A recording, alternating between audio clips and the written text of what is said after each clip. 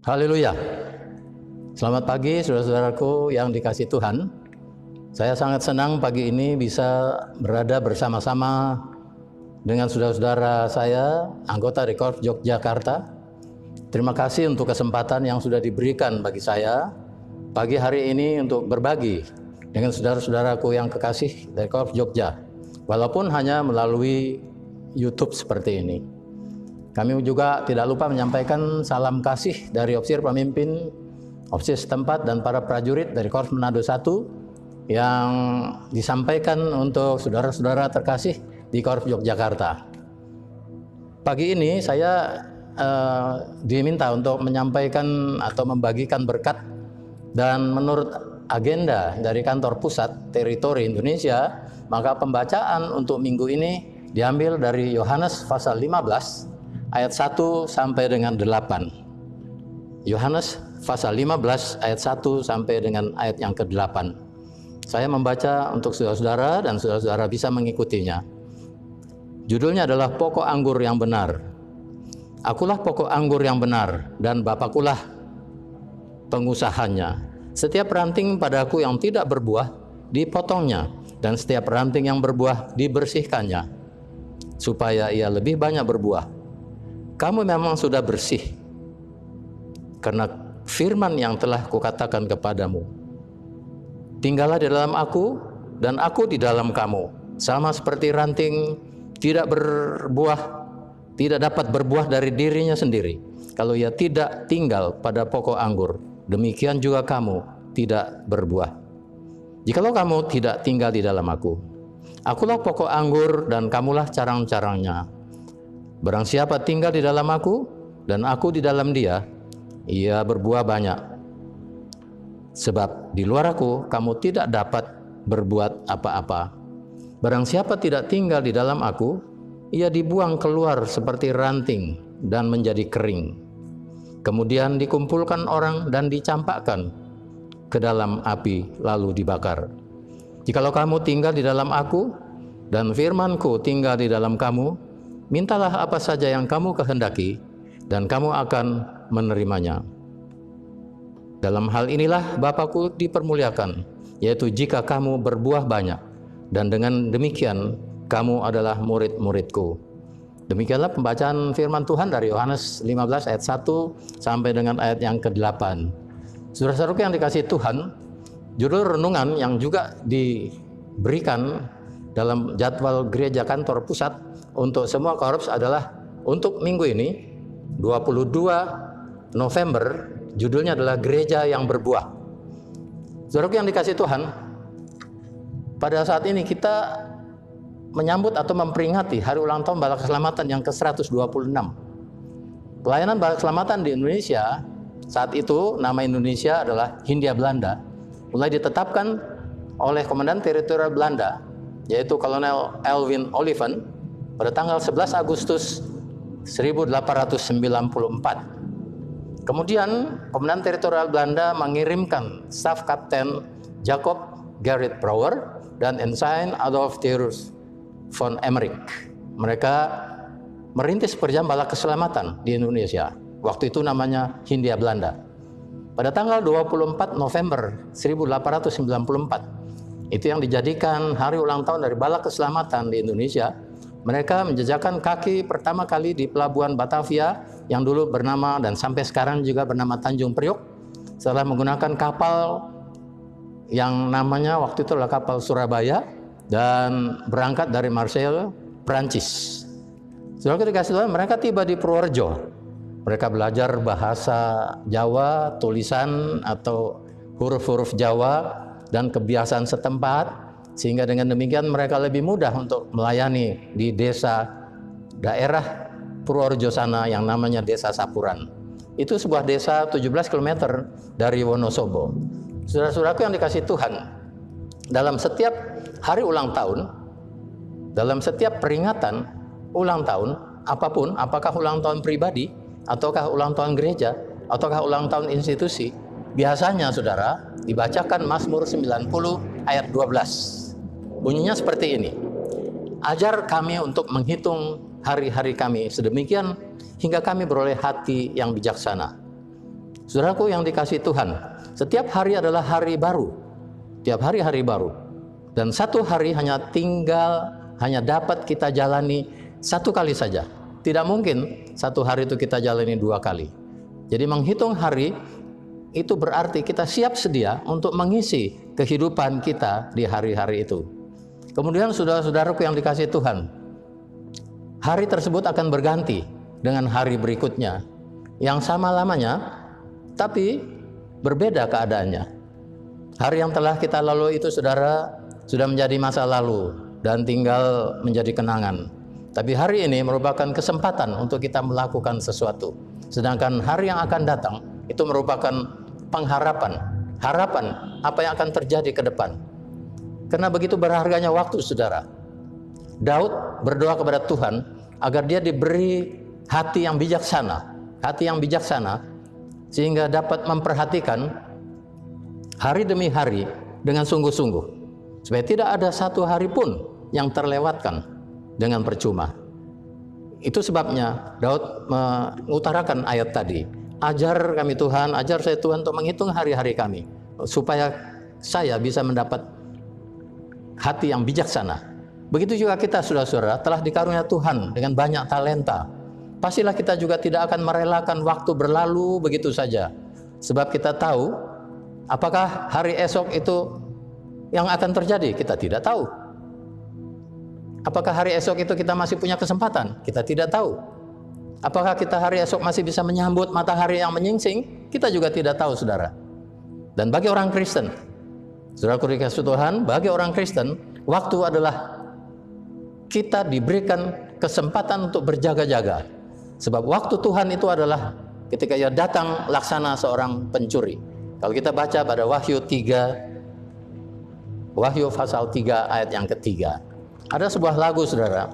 Saya akan menyanyikan lagu ini karena saya senang untuk menyanyikannya, walaupun suara saya tidak terlalu bagus, tapi bagus juga lah mungkin ya. Saya akan nyanyikan lagu ini. Hidup ini adalah kesempatan. Hidup ini untuk melayani Tuhan. Jangan sia-siakan waktu yang Tuhan beri. Hidup ini harus jadi berkat. Oh Tuhan, pakailah hidupku selagi aku masih kuat.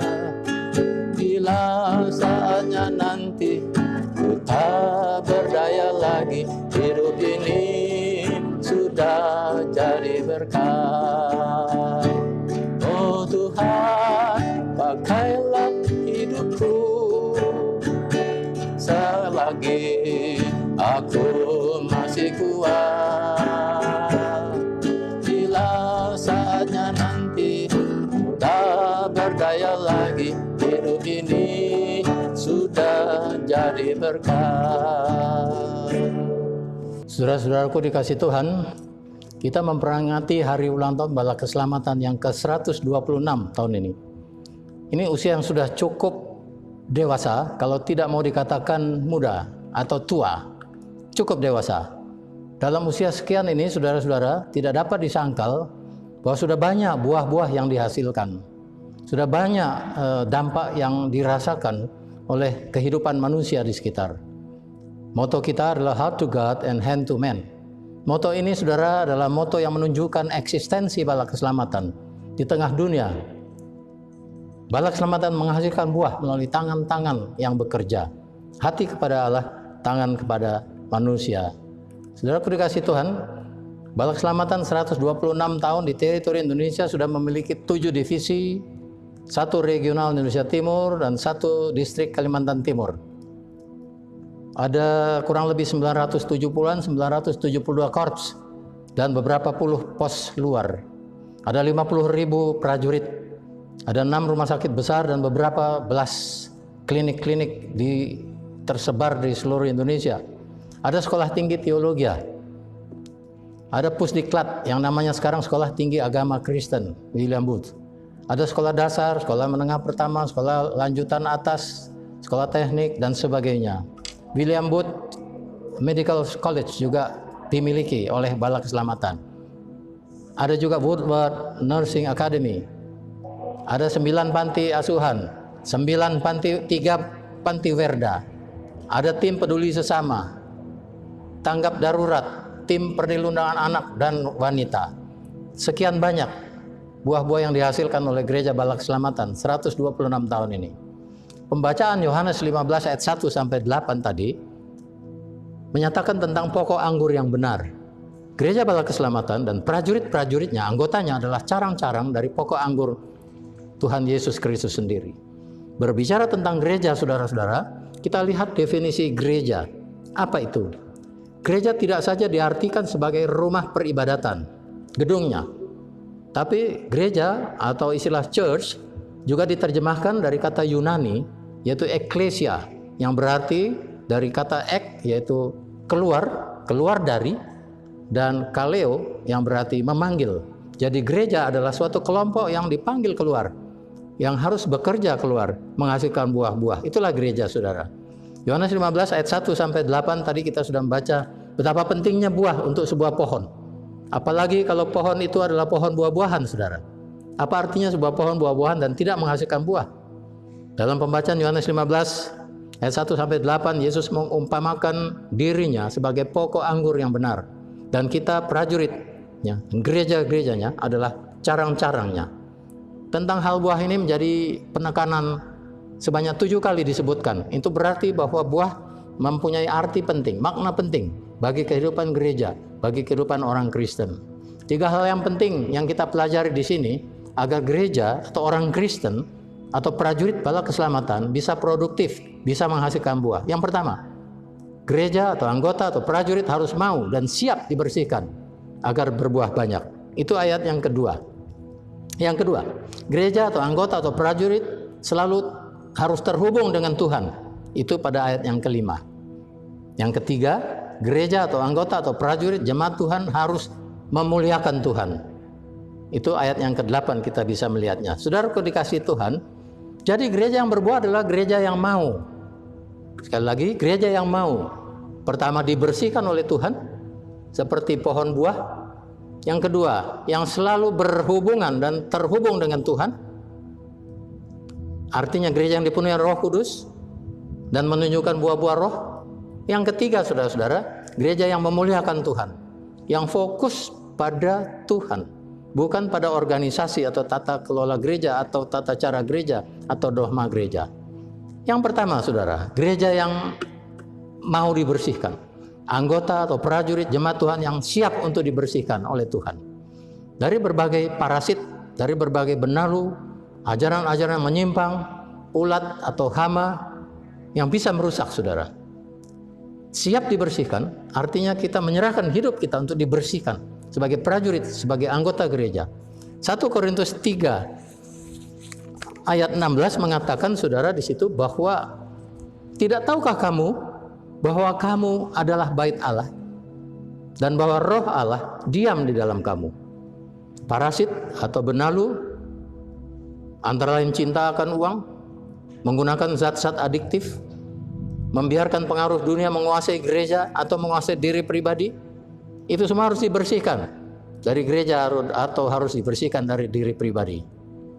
Gereja yang siap dibersihkan, kita lihat ada kata-kata bijak dari Perdana Menteri Inggris dulu, Winston Churchill, mengatakan, if you want to improve, kalau kamu mau diperbaiki, you have to change. Kamu harus mau berubah.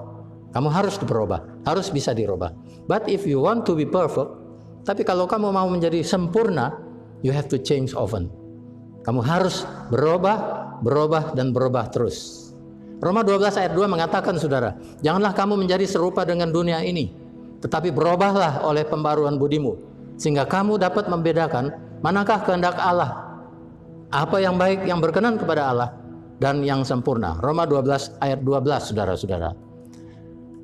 Gereja yang terhubung, yang kedua, yang terhubung terus dengan Tuhan adalah gereja yang dipenuhi Roh Kudus dengan menghasilkan buah-buah. Buah-buah roh, Galatia 5 ayat 22. Ada 9 buah roh. Saya ada cerita, coba dengarkan. Ada seorang bapak ya, anggota dari sebuah jemaat Tuhan, rajin sekali tiap minggu harus beribadah. Satu saat pada suatu hari Minggu dia lupa mensilentkan baterai, mensilentkan handphonenya, sehingga masih tetap hidup ada di dalam tasnya. Tiba-tiba ada panggilan, bunyinya sangat keras sekali, sehingga semua orang melihat ke dia, menengok ke dia, dan mulai mencibir karena bunyi HP-nya sangat mengganggu. Pada saat itu sedang renungan dari seorang pendeta di mimbar. Kemudian setelah selesai ibadah, banyak yang memarahi dia, banyak yang mencela dia. Kenapa sih Bapak seperti itu? Ya, Bapak itu menjadi sangat tidak enak perasaannya. Istrinya juga marah terhadap dia karena tidak menyelesaikan untuk mematikan HP-nya dan sebagainya, sehingga dia tidak mau lagi ke gereja karena dia sudah malu sekali. Untuk mengatasi kegundah gulanaannya, dia pergi menghibur diri di klub malam, ya, di night club seperti itu, dan dia pergi ke sana minum-minum. Satu saat dia menumpahkan minumannya di meja, taplak mejanya menjadi basah semua, bajunya juga basah. Dia juga sudah kaget seperti itu. Tapi seorang pelayan dari night club tadi datang dan membersihkan meja, membawa lap, membawa servet, membersihkan bajunya, dan seterusnya dengan ramah, tidak apa-apa Bapak, dan seterusnya dan sebagainya. Dia merasakan tenang lagi, dan dia lebih rajin lagi datang ke night club, dan dia tidak datang ke gereja. Apa sebabnya saudara? Karena gereja tadi tidak ada kasih, tidak ada sukacita, tidak ada damai sejahtera, tidak ada kesabaran saudara, tidak ada kemurahan, kebaikan, kesetiaan, kelemah lembutan, tidak ada. Dan tidak ada penguasaan diri, langsung marah karena HP-nya berbunyi dengan keras. Saudara dikasih Tuhan, gereja yang selalu terhubung dengan Tuhan adalah gereja yang menunjukkan buah-buah roh di dalam kehidupan bergereja, dan juga anggota-anggota prajurit yang selalu terhubung dengan Tuhan harus menghasilkan buah-buah roh tadi. Sekarang bagian yang ketiga, gereja yang berbuah banyak saudara-saudara adalah gereja atau anggota-anggota yang memuliakan Tuhan. Ada banyak pengalaman yang kita lihat saudara, bahwa gereja atau anggotanya bahkan tidak lagi memuliakan Tuhan, lebih mementingkan tata cara, lebih mementingkan dogma, lebih mementingkan hal-hal yang materialistis dibandingkan dengan hal-hal yang spiritual. Lebih memuliakan gereja dalam arti kata organisasi saudara, daripada fokus untuk kemuliaan Tuhan. Membawa jiwa bukan kepada Kristus, maaf, tapi untuk statistik gerejanya saja, sehingga gerejanya akan dapat pujian, bukan Tuhan yang dipuji. Buah yang dihasilkan saudara ialah membawa jiwa pada Tuhan untuk kemuliaan Tuhan, pertama. Yang kedua, memancarkan kasih dalam tindakan nyata sebagai buah-buah roh untuk kemuliaan Tuhan. Yang ketiga, mengerjakan tugas pelayanan dengan jujur, bukan untuk kemuliaan diri sendiri, tapi untuk kemuliaan Tuhan. Itulah buah yang dihasilkan oleh sebuah gereja, oleh orang Kristen, oleh prajurit yang sudah ditebus, yang sudah menjadi anak Tuhan, harus memuliakan Tuhan. Saudara dikasih Tuhan, sebagai refleksi, gereja atau prajurit yang berbuah harus, sekali lagi, gereja atau prajurit yang berbuah banyak harus satu, hidup dengan siap untuk dibersihkan. Siap untuk dibersihkan. Yang kedua, hidup dengan dipenuhi Roh Kudus sehingga menghasilkan buah-buah roh dalam kehidupannya. Utamanya adalah kasih. Yang ketiga, gereja atau prajurit atau jemaat yang berbuah harus hidupnya memuliakan Tuhan, bukan memuliakan dirinya sendiri. Amin. Mari kita berdoa.